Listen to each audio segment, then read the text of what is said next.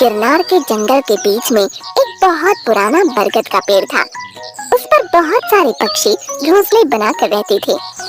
एक डाल के कोने में एक मोना नाम की तोता भी घोंसला बनाकर रहती थी। वह बड़ी नेक और परोपकारी थी, लेकिन बहुत दुखी रहती थी। उसके कोई बच्चे नहीं थे। वह जब भी अंडे देती या तो वे फूट जाते या उसमें से मरे हुए बच्चे निकलते थे। एक बार तो उसके अंडों को सांप ने खा लिया। इस बार जब मोना ने 2 अंडे दिए तो पूरी सावधानी के साथ उसने उनका ख्याल रखा। वह अंडों को संभालने के चक्कर में खाना पीना भी भूल जाती। कभी कभी बैठे बैठे सो जाती थी। अब मैं अपने अंडों का ख्याल अपनी जान से भी बढ़कर रखूंगी। अब तक सबने मेरा मजाक उड़ाया है, इस बार मैं किसी को मौका नहीं दूंगी। अरे मोना, ये क्या हाल बना रखा है? तुम कितनी दुबली पतली हो गई हो। खाने पीने का भी ख्याल नहीं रहता तुम्हें। ऐसा ही रहा तो बीमार पड़ जाओगी। फिर बच्चों की परवरिश कैसे करोगी? क्या करूं कोयल बहन, मेरी आशा कई बार चकनाचूर हो चुकी है। कहते हैं कि दूध की जली बिल्ली छाछ भी फूंक कर पीती है। मुझे बड़ी चिंता रहती है। जब तक अंडों से बच्चे नहीं निकल आते तब तक मुझे चैन नहीं मिलेगा। मोना तोता का इंतजार समाप्त हुआ। उसके एक अंडे से एक खूबसूरत प्यारा सा बच्चा बाहर आ गया। उसके पंख लाल रंग के थे। मोना अपने पहले खूबसूरत प्यारे बच्चे को देखकर खुशी से झूम उठी। ओह मेरे प्यारे बच्चे वीरू, मुझे तुम्हारा ही इंतजार था। तुम सचमुच बहुत प्यारे हो। अब मोना की नजर दूसरे अंडे पर पड़ी। वह भी हिल रहा था। आओ आओ, मत शर्माओ, मैंने बहुत इंतजार किया है। अब और इंतजार मत करवाओ। अरे वाह, ये तो प्यारी प्यारी गुड़िया है। भैया के साथ बहना भी आ गई। ये मेरी प्यारी बबली है। मोना की खुशी दुगनी हो चुकी थी। वह अपने दोनों बच्चों को प्यार से पालने लगी। 2 दिन बाद मोना ने जब बबली को ध्यान से देखा तो उसे महसूस हुआ कि वह बहुत कमजोर है। वह बैठ भी नहीं पाती थी। हे भगवान, मेरी बबली को ये क्या हो गया है? ये तो बहुत कमजोर है। इसके दोनों पैर, मेरी बच्ची का भविष्य क्या होगा? बबली बिटिया, हिम्मत करो, खड़ी हो जाओ। बबली ने कोशिश की, लेकिन वह मुंह के बल गिर पड़ी। दोबारा कोशिश करी, फिर से गिर पड़ी। मुझसे ना हो सकेगा, मेरे पैरों में ताकत नहीं है। मैं कभी नहीं उठ पाऊंगी, मैं कभी नहीं उड़ पाऊंगी। नहीं बेटा, ऐसा नहीं कहते। मैं तुम्हारा पूरा इलाज करवाऊंगी, खड़े होना सिखाऊंगी, दौड़वाऊंगी, हवा में उड़ाऊंगी। एक बात ध्यान में रखना, हिम्मत कभी मत हारना। क्या हुआ मोना बहन? आप दोनों माँ बेटी का चेहरा उतरा हुआ है। बबली की हिम्मत बढ़ा रही हूँ। सोच रही हूँ कि इसकी कमजोरी का इलाज कैसे कराऊं। अरे बहन, लाल टोकरी के वैद्यराज भालू से इसका इलाज करवाओ। भगवान ने चाहा तो ठीक हो जाएगी। मोना ने वैद्यराज भालू से संपर्क किया और वह आकर बबली का इलाज करने लगे। मोना, इसके पैर बहुत कमजोर है, शरीर और पंख भी कमजोर है। दवा और कसरत दोनों साथ साथ चलेगी। ठीक होने में समय लगेगा। वैद्य काका, मेरी बिटिया ठीक हो जाए तो मैं समझूंगी मेरा जीवन धन्य हो गया। भगवान पर भरोसा रखो, सब ठीक हो जाएगा। दोनों बच्चे कुछ बड़े हो गए। वीरू फुदकने और उड़ने लगा था, लेकिन गुड़िया घोंसले में ही पड़ी रहती थी। एक दिन कुछ तोते वीरू को बुलाने के लिए आए। एक तोते ने बबली की ओर इशारा किया। अरे वीरू, ये तुम्हारी बहन है, इसे भी हमारे साथ लेकर चलो। यह चल नहीं सकती, हम इसे अपने साथ कैसे ले जाएं? इसके पैर और पंख कमजोर हैं। बेचारी, सबको उड़ता हुआ देखकर इसे भी बड़ा दुख होता होगा। मोना माँ बीच में ही बोल पड़ी। मेरी बिटिया बेचारी नहीं है, समय आने दो, यह भी दौड़ेगी और आसमान में उड़ेगी। सभी तोते वीरू को लेकर चले गए और बबली देखती रह गई। उसकी आंखों में आंसू थे। इतने दिनों से मेरा इलाज चल रहा है, लेकिन कोई लाभ नहीं मिल रहा है। ईश्वर ने ही मुझे दंड दिया है। नहीं बेटा, ऐसा नहीं कहते। तुमने जब कोई गुनाह नहीं किया तो दंड कैसा? तुम लगन और मेहनत से पीछे मत हटना। एक दिन ऐसा आएगा कि तुम ऊंची उड़ान लोगी और सब देखते रह जाएंगे। मोना बबली को रोज कसरत कराती। अब बबली धीरे धीरे चलने लगी थी। वह हल्का फुल्का उड़ भी लेती थी। अरे वाह बबली, ऐसे ही मेहनत करती रहो, एक दिन दौड़ोगी और आसमान में उड़ोगी। भैया, जितना मुझे अपने ऊपर विश्वास नहीं है, उतना आप और माँ मुझ पर विश्वास करते हैं। मैं भी आप दोनों के विश्वास पर खरी उतरना चाहूंगी। एक दिन बबली उड़ने की कोशिश कर रही थी। उसे देखकर एक कबूतर और तोता हंसने लगे। इस पगली को देखो, ठीक से चलना आता नहीं, उड़ने चली है। ये तो वही बात हुई, कौवा चला हंस की चाल। अब क्या होगा इसका हाल? किसी की कमजोरी का मजाक उड़ाने वालों, अगर पुष्प नहीं बन सकते तो कांटे भी मत बनो। दूसरों पर हंसने वालों का बड़ा बुरा हश्र होता है। देख लेना, मेरी बबली एक दिन तुम सबसे ज्यादा तेज उड़ेगी।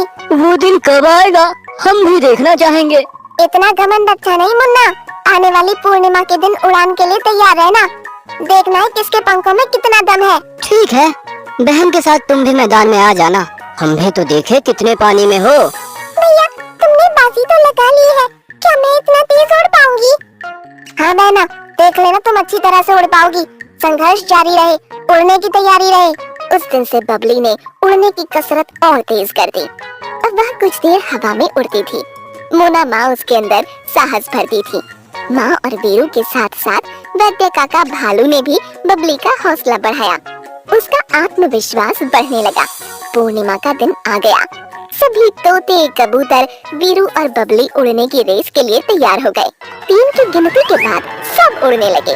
वीरू ने तेज उड़ान भरी और सबसे आगे उड़ने लगा, लेकिन बबली पीछे छूट गई थी। वीरू दुखी होकर उड़ रहा था। उसके पीछे तोता और कबूतर उसे पछाड़ने के लिए तेजी से आगे बढ़ना चाहते थे। बबली मेरी बहना, तेजी से आगे आओ, इन सबको अपनी उड़ान दिखाओ। भैया मुझसे नहीं हो सकेगा, मुझे माफ कर देना, मैं नीचे उतर रही हूँ। नहीं मेरी बहना, नीचे मत उतरना, तुम किसी से कम नहीं हो, अपनी ताकत को पहचानो। जय हो बजरंगबली की। जय बजरंगबली। अचानक बबली के पंख में एक नई ताकत आ गई। वो तेजी से उड़ती गई। सबको आश्चर्य हुआ कि एक समय सबसे कमजोर समझी जाने वाली बबली आज सबसे आगे निकल रही थी। उसने सबको पीछे छोड़ दिया।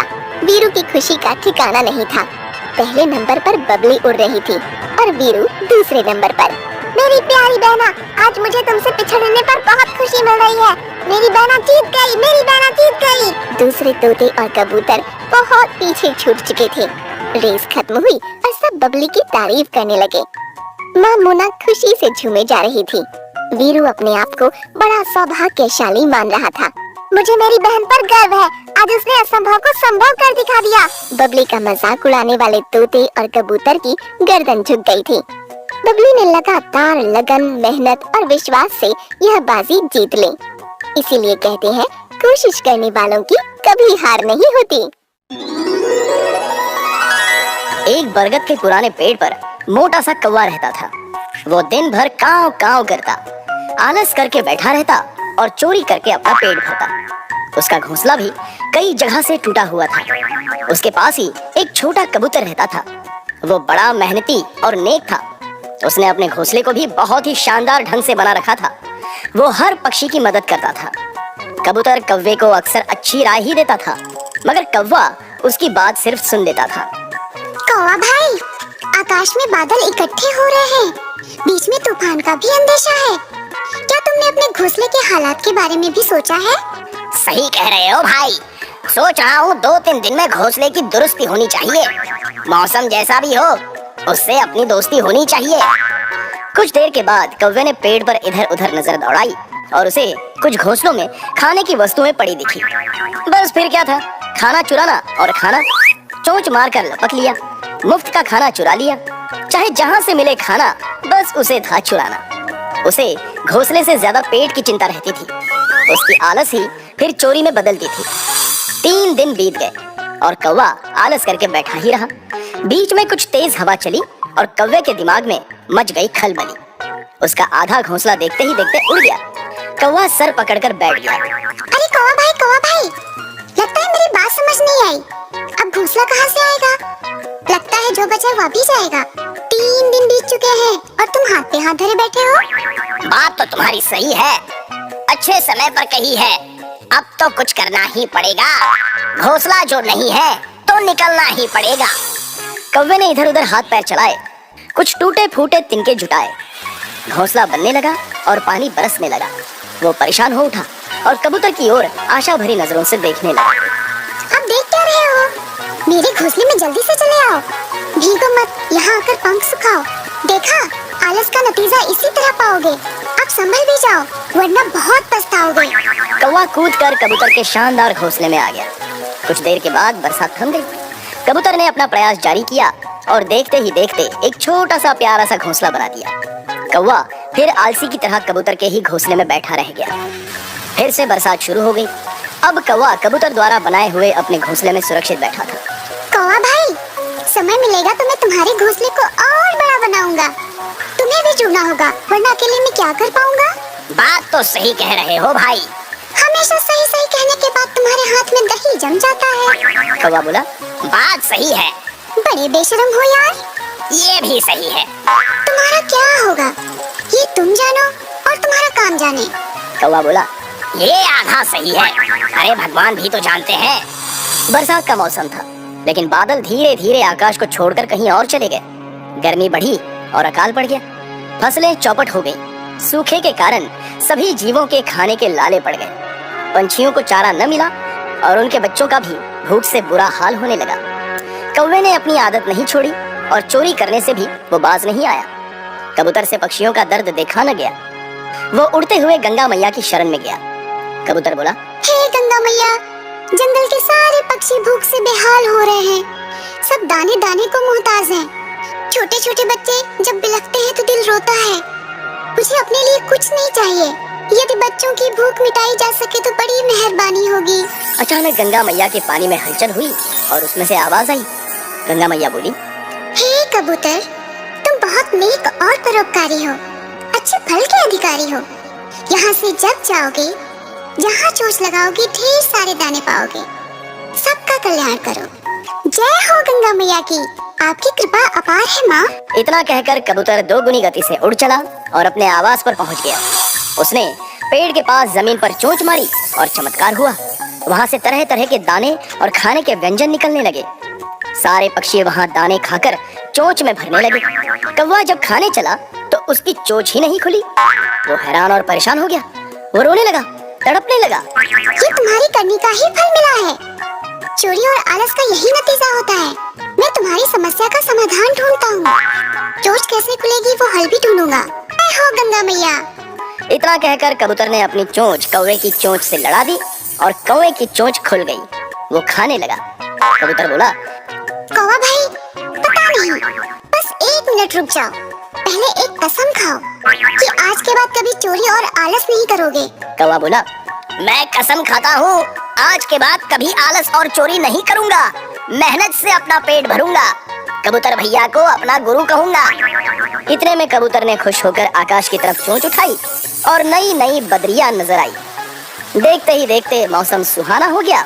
बरखा की बहार देखकर सबका मन दीवाना हो गया। नंदनवन में बहुत सारे तोते एक धान के खेत में दाना चुन रहे थे। 2 मोटे तोते पेट भरने के बाद कोयल का गाना सुन रहे थे। अचानक उनकी नजर एक विशेष रंग के तोते पर पड़ गई। वो तोता लाल रंग का था और उसके पंख पर दूसरे रंग खूब जम रहे थे। दोनों मोटे तोते उसे देखकर आपस में बातें करने लगे। एक मोटा तोता, अरे वाह, ये तो पूरा हीरो है। इसके सामने तू तो जीरो है। दूसरा मोटा तोता बोला, अरे चपड़ गंजू, तू भी इसके सामने जीरो है। उसका अंदाज तो देख, उसकी परवाज तो देख। ऐसे उड़ता है जैसे सुंदर फूलों की क्यारी लहरा रही हो। बाहर खुद झूमते हुए बल खा रही हो। कुछ देर के बाद शेष होते भी उस विशिष्ट लाल तोते को देखकर आश्चर्य में पड़ गए। एक छोटा तो था, उसके पास पहुंच गया। क्या बात है लाल तोता, काश मैं भी तुम्हारे जैसा होता। कहाँ से आए हो प्यारे?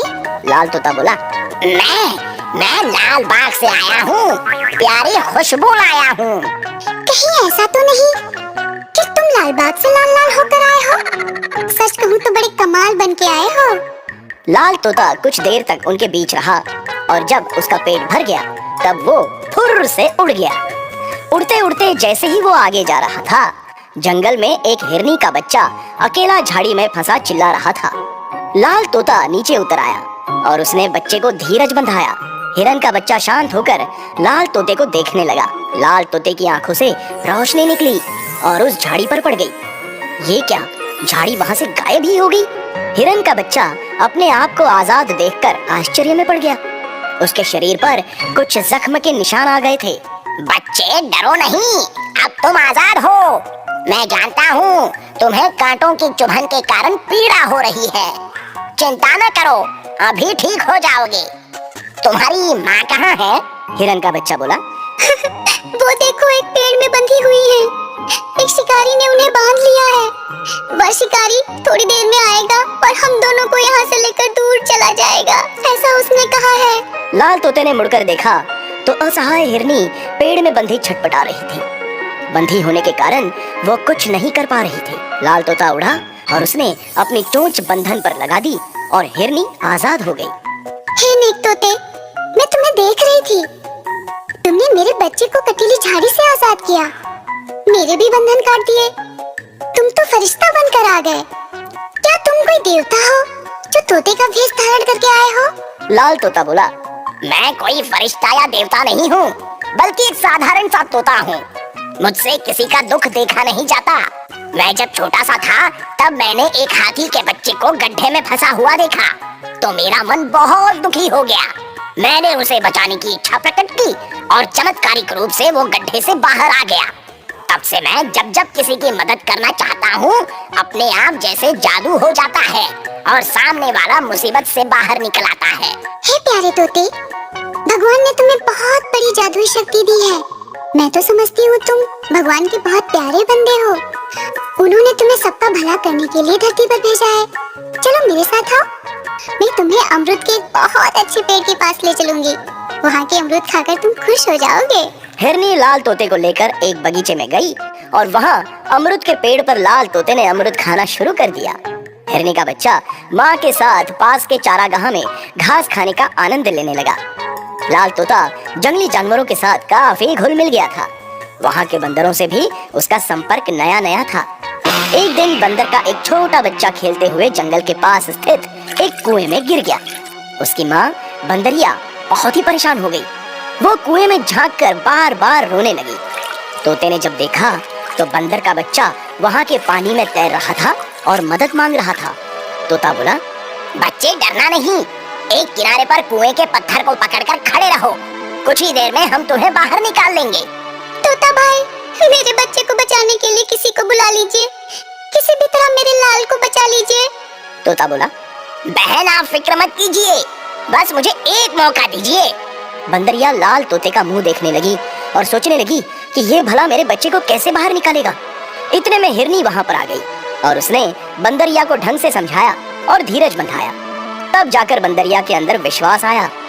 लाल तोते ने एक पहाड़ी लता को मंगवाया और जादू के चमत्कार से उसे रस्सी बनाया। इसके बाद कुएं में लटकाया। बंदरिया के कुछ समझ में नहीं आया, मगर देखते ही देखते उसका बंदर बच्चा उस लता की बनी हुई रस्सी को पकड़कर ऊपर आ गया। सभी लोगों ने दांतों तले उंगली दबाई। सभी लाल तोते की तारीफ करने लगे। बंदरिया तो उसकी भक्त ही बन गई। एक दिन जंगल में एक शिकारी आ गया और लाल तोते को देखकर उसका मन ललचा गया। उसने उसे जाल में फंसा लिया और जंगल के कुछ जानवरों ने उसे देख लिया। शिकारी पिंजरे में लाल तोते को पकड़कर जैसे ही आगे बढ़ा, सामने बंदरों की बड़ी सेना आ गई। दूसरी तरफ हाथी चिंघाड़ कर आ गए। कई जानवरों ने शिकारी को घेर लिया। शिकारी के पसीने छूट गए। वो उनके सामने गिड़गिड़ाने लगा। इतने में लाल तोता उड़कर उसके सामने आ गया। शिकारी पिंजरा खाली देखकर हैरान रह गया। वो पिंजरा और अपना सामान छोड़कर जो भागा है कि पीछे मुड़कर देखने का नाम ही नहीं लिया। बंदर उसके पीछे दौड़ने लग गए। शिकारी को लेने के देने पड़ गए। लाल जादूगर तोता उसी जंगल में सभी जानवरों के साथ हमेशा खुश होकर रहने लगा और सभी जानवर उससे प्यार